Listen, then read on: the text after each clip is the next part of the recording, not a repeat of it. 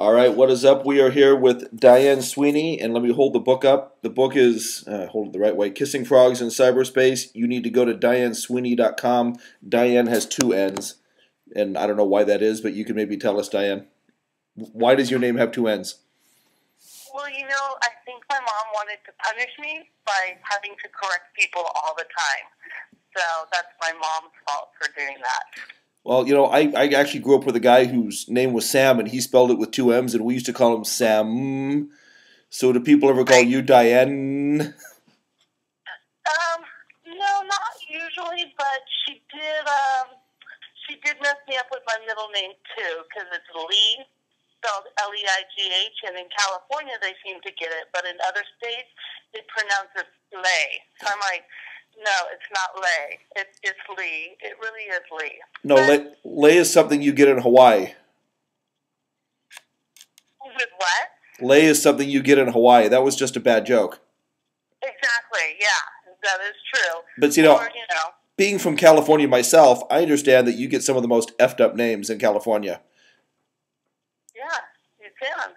And Lee, Leigh, is nowhere close to any of the worst names I ever heard in California. But we want to talk about your book, which I got in the mail today finally. Thank you, UPS, for finally doing your job and bringing it to me. Yeah, it took a long time.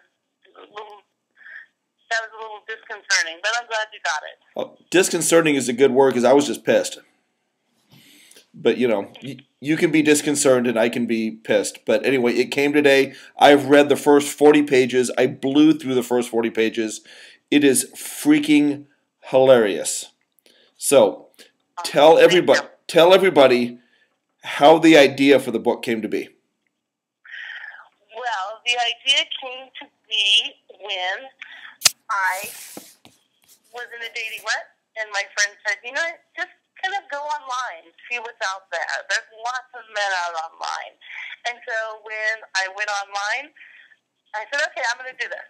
Let's do it. So I went online, and my very first match was a man that's been in and out of my life for the last 15 years.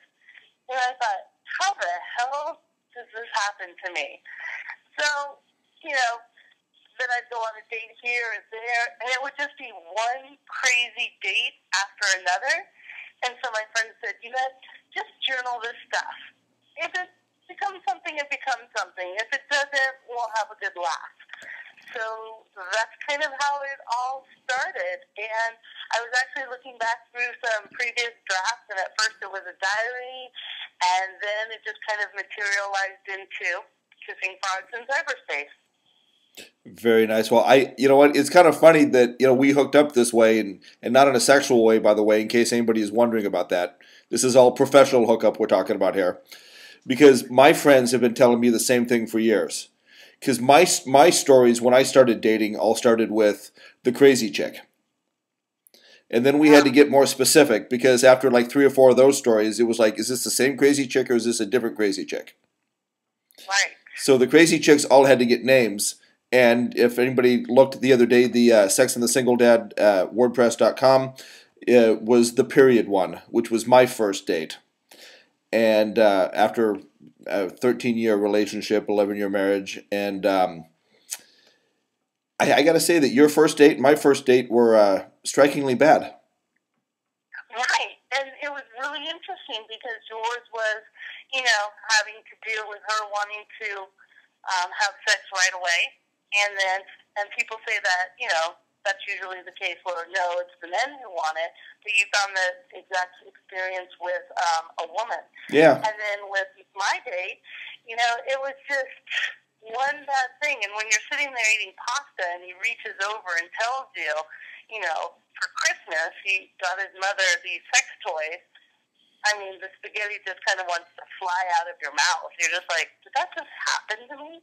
See, exactly, and it was the same thing with me too. When with my story, I tried to replay over in my mind the phrase, I really like sex, but I can't because I'm on my period. Is that okay? And I'm trying to think, is there any other phrase that sounds like that?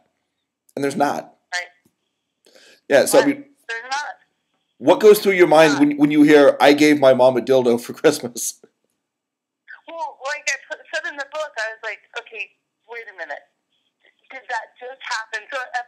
kind of looked at him, and then I thought, wait, did he just say like one? Because he actually gave it to his mom and sister. And so I was like, does that mean they have to share, or did he at least buy them two? You would hope he would buy them too. Well, I don't know, because... But the family that plays together, you know. I don't know. It was kind of crazy. And I didn't kind of want to delve into the conversation to find out, because by that time I was like, okay, I think I'm done here. I think I'm done. And so, you know, what can you do? You just kind of have to keep clicking on to another person time after time. And hopefully the right one stays. Yeah. Well, I got one more quick story before we end this today, and we'll plug the book one more time. But after I moved here to Buffalo, I went back online to start dating again. One of the first people I ran across was my daughter's school counselor. And it was kind of funny because she looked at me before I looked at her. And the only reason I knew that she was there is because I saw that she had looked at my profile. And I went back and I looked, I'm like, wow. Because she's not bad. She's not bad looking, first off. And, you know, the first time I met her, I kind of wondered. I said, you know, she looks like she might be kind of hot, but she's a middle school counselor, so, you know, she doesn't dress to impress the 13-year-old boys. So, right, definitely. But, and you being a high school teacher know that as well, you know. But it was kind of funny. 3 or 4 weeks later, I'm sitting at my daughter's school conference, and in walks the school counselor to sit down, and I kind of gave her this look. I'm like, what's up?